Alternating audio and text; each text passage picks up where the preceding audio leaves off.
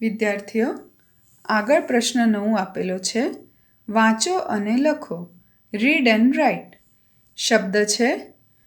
These are given the words and you have to write down the same words given in this blank. પહેલો શબ્દ છે નૈયા, તૈયબ, વૈદેહી, ચૈતાલી, છૈયા, ભવૈયા, કૈકેયી, નૈતિકતા, સૈયદ, જૈમિન, વૈતાળ, ઐતિહાસિક. આમાં ઘણા શબ્દો જે છે એ નામ તમને સાંભળ્યા હશે. નૈયા એટલે નામ છે.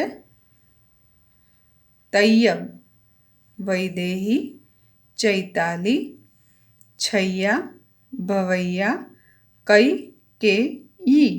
કૈકેયી, નૈતિકતા, સૈયદ, જૈમિન, વૈતાળ, ઐતિહાસિક. પ્રશ્ન 10 છે. વાંચો અને લખો. Read and write. મૈત્રી વૈજ્ઞાનિક છે. મૈત્રી વૈજ્ઞાનિક છે. કૈલાસ રમે છે. કૈલાસ રમે છે.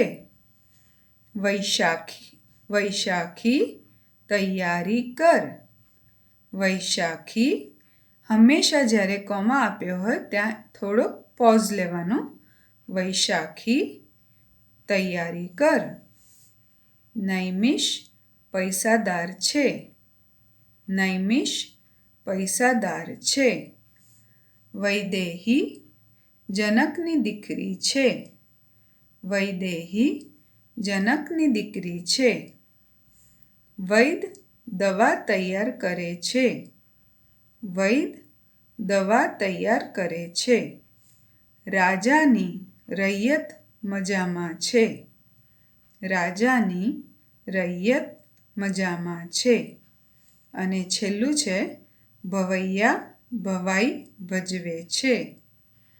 ભવૈયા ભવાઈ ભજવે છે. હવે અર્થ સમજીએ. મૈત્રી વૈજ્ઞાનિક છે એટલે કે મૈત્રી નામની જે છોકરી છે એ સાયન્ટિસ્ટ છે. મૈત્રી ઇઝ સાયન્ટિસ્ટ. કૈલાસ રમે છે. Kailash is playing. વૈશાખી તૈયારી કર. વૈશાખીને રેડી રહેવા માટે કહે છે. નૈમિષ પૈસાદાર છે. Naimish is rich. નૈમિષ પૈસાદાર છે. That means Naimish is richest person. Vaidehi જનકની દીકરી છે. That means Vaidehi is daughter of Janak. વૈદ દવા તૈયાર કરે છે.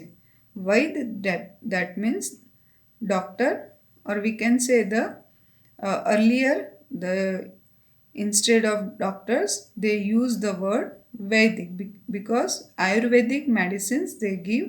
So Vaid દવા તૈયાર કરે છે. He prepare the medicine. રાજાની રૈયત મજામાં છે. અને ભવૈયા ભવાઈ ભજવે છે. ભવૈયા એટલે જે ભવાઈ ગાય.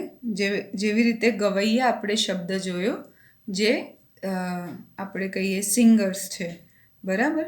તો એ ભવાઈ જે છે એ ગુજરાતી એક લોકગીત કહેવાય. એ ભવાઈ શબ્દ પરથી ભવૈયા. જે ગાય એને ગવૈયા કહીએ. જે ભવાઈ બોલે એને ભવૈયા. એ ભજવે છે. That means they sing the bhavai. So students, all of you complete the questions up to 10. Now here it is given the question number 11. ક ऐ આવા બીજા અક્ષરોના કાર્ડ બનાવો અને શબ્દ રમત રમો. That means you can make a different words and make a cards with the different words of I matra. Otherwise, you can also note down whenever you heard somewhere the I matra words in Gujarati, so you can note down in your notebook. and do the practice to speak, understand, and write.